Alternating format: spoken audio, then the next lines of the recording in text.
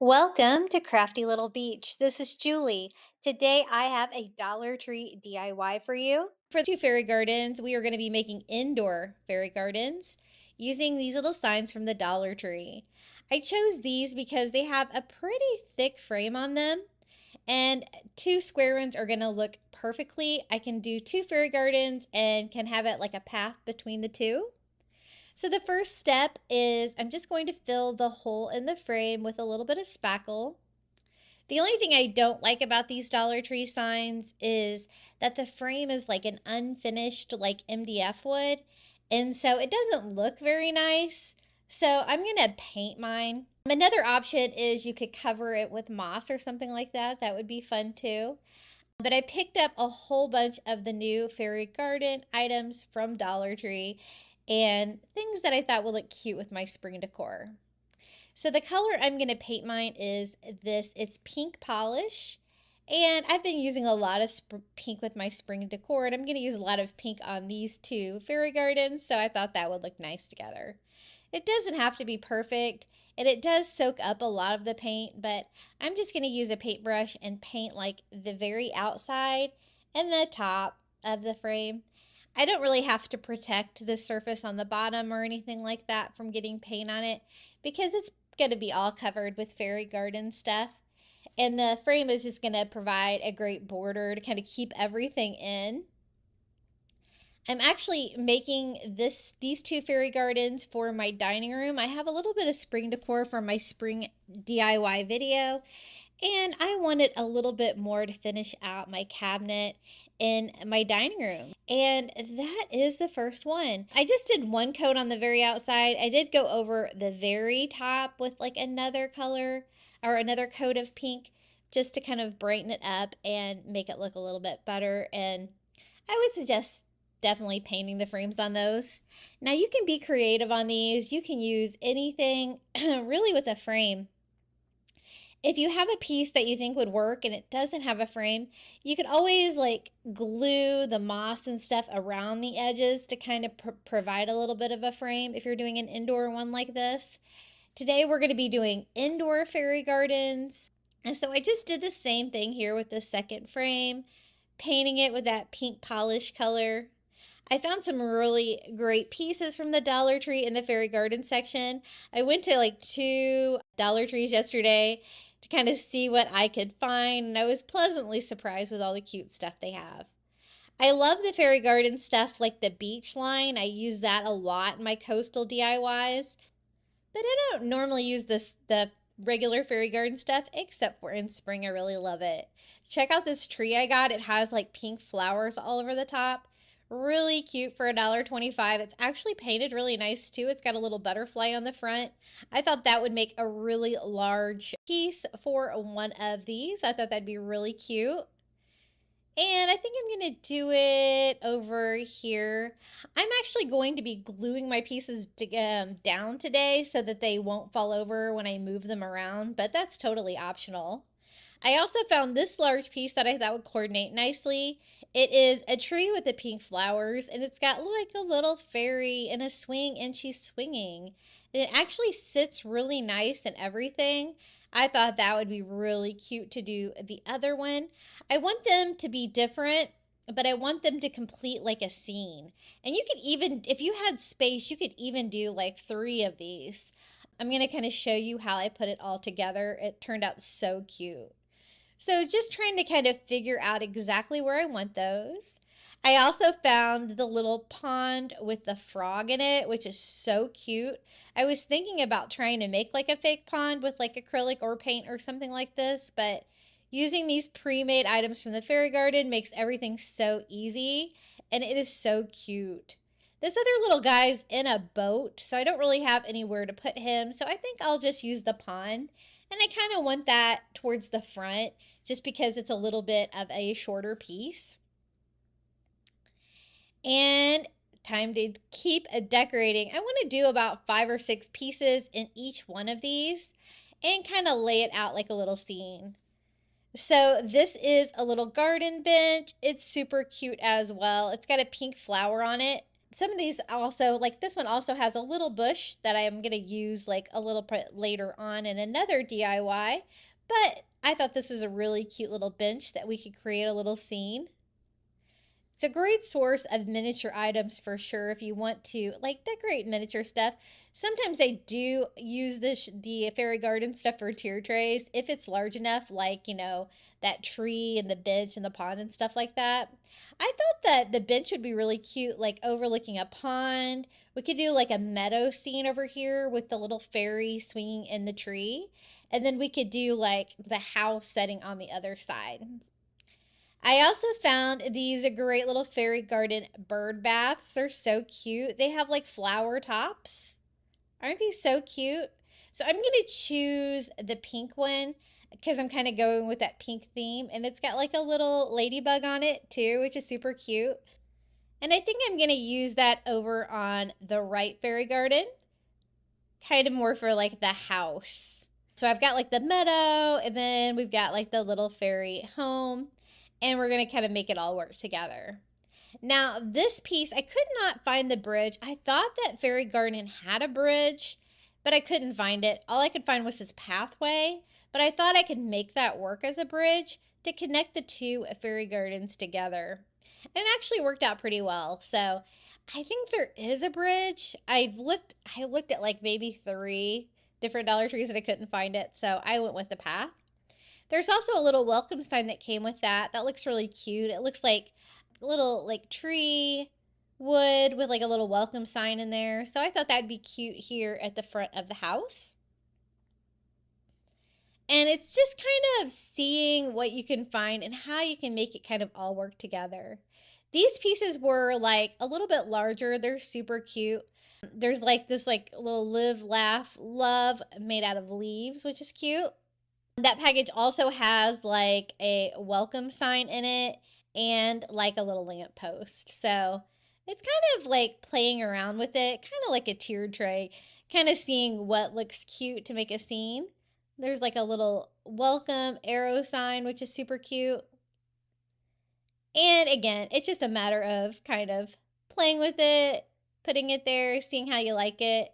Once I get everything laid out exactly the way I want it, we'll glue everything down and then we'll decorate this some more.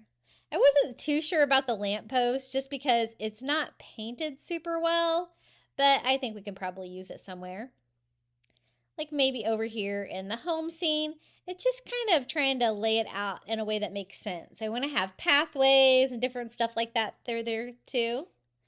Now, I thought these were cute too. They're a little on the smaller size, but they're like little birds on posts. There's a really cute little wood welcome sign.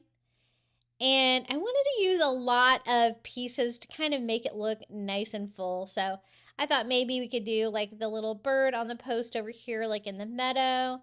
This cute little welcome sign would look cute next to that little tree house over here. So it's again just a matter of kind of arranging them. And I love how this turned out. It is so fun to DIY. And this would be a great project if you have little ones around that want to get involved. So much creativity. And then finally for the fairies. Now, be careful when you buy these because I went through a couple packages. This packages looked less destroyed, but one of my fairies did still have a broken wing. That one there on the left. I'm going to choose this fairy because she has like a pink dress on. I'll kind of go with the decor. And she's reading a book, and I thought, oh, I'll have her hang out over here on this fairy garden because I already have a fairy on the other one, like swinging in the swing. So again, I have them all kind of set. It's just kind of figuring out what's going to make sense. I want a path to come from the front to kind of go to the house. And I want a path to go over to the meadow, to the bench and stuff like that to look at the pond. And I think that looks pretty good. That kind of makes sense. For the grass, I'm going to be using reindeer moss from the Dollar Tree. When you buy this, I do recommend trying to make sure you find one that's kind of wet. It works a lot better today. I used some that wasn't like kind of dried out and I had to wet it a lot and it was kind of not very, it didn't look great. I thought you could kind of re-wet them a little bit better than, I don't know, I soaked it and It was really dried out. So I put a little reindeer moss over here in the corner, and then I just hot glue down my cute little swing. And I'm just going to sit the moss in there. Since I have the frame, it all sits in there rather nicely. You can kind of push it down to kind of make it look like a grassy meadow. And there's also, kind of different colors of green. I kind of like, this is one of my favorite colors of the reindeer moss, but sometimes at Dollar Tree, it's kind of whatever you can find. I glued that little live, laugh, love leaf sign down there and then kind of finished out this part of the meadow. And we are going to decorate it more with all kinds of like little spring things. That's going to make it look like a spring meadow. I'm also going to glue down my little bird on my post and my bench. And while I'm at it, I'm going to go ahead and do the pond and the other little bird here in the front. And then I'm going to continue putting moss everywhere, even like under the bench and stuff like that. Anywhere where you can kind of see the wood come through, I'm going to try to fill that in with moss.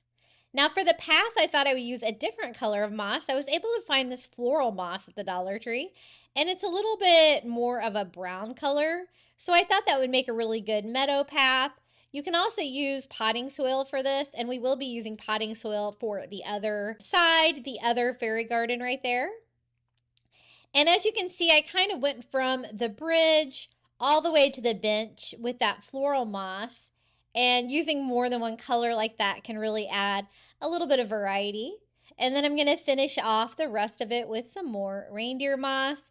Again, trying to make sure it's as full as it can be. I want my path to go all the way to the bench, all the way in front of it. And then we can start filling in the other fairy garden over here with moss as well. I just kind of finishing off my layout. I had trouble figuring out where I was going to put the little light post, but I decided to put it back here in the back. And our little fairy reading a book can be right about here. Her little flower house with her welcome sign. And again, I'm only hot gluing my stuff down because I want to be able to move it around without everything tipping over or falling over. This is going to be an indoor one, but you could also do this one as an outdoor one too, depending on what you put it in. Now here is some more reindeer moss. I'm going to start spreading that around.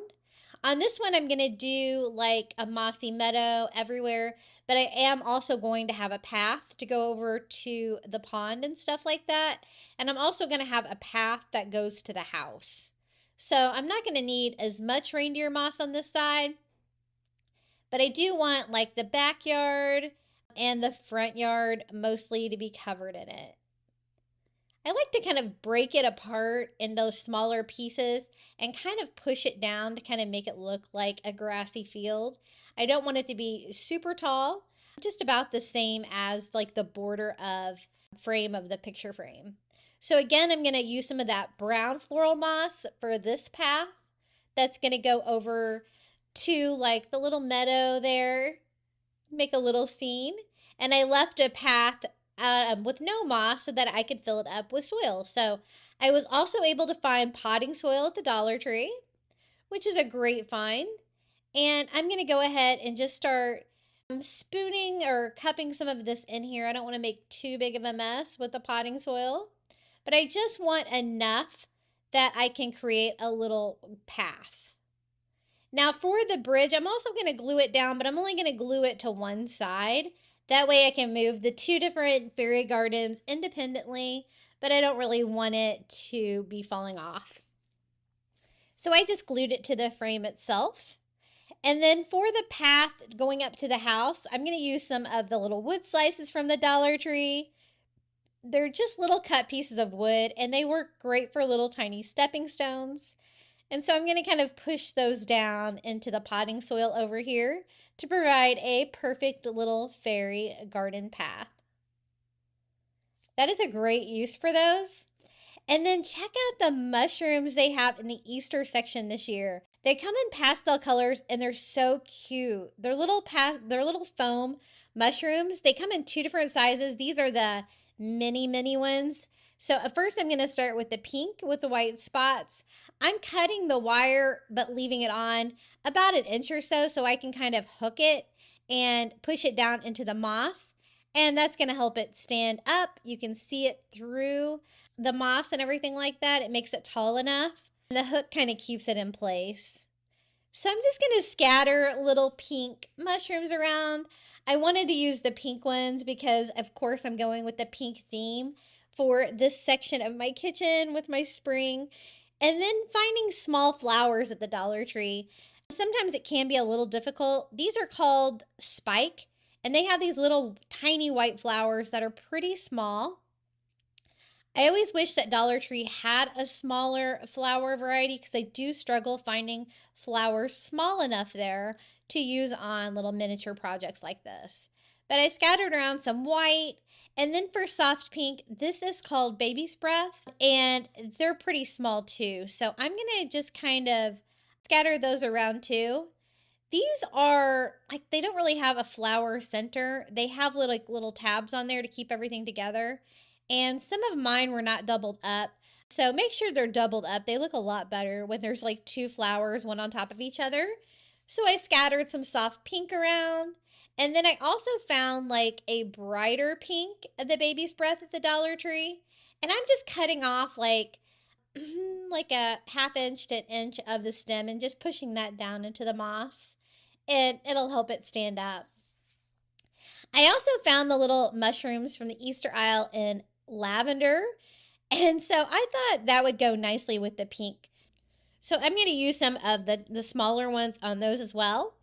And I'm just cutting the wire. The wire is pretty easy to cut, about an inch, hooking it. I'm going to scatter those around kind of next to my pink ones to provide a little bit of variety and color and just a little bit more decor. And this is how it turned out, my two indoor spring fairy gardens. This is the meadow over there with the little fairy in the swing, the little path to the bench overlooking like a little pond with a frog in it. It's super cute. And then you can take the little bridge over to the little fairy garden house. We have the little pink flower house with the little fairy reading a book over in the corner, little bird bath in front, cute little path. And you can just get really creative with your fairy gardens. I love how these turn together, and it was a great way to bring a spring fairy garden indoor for indoor decor.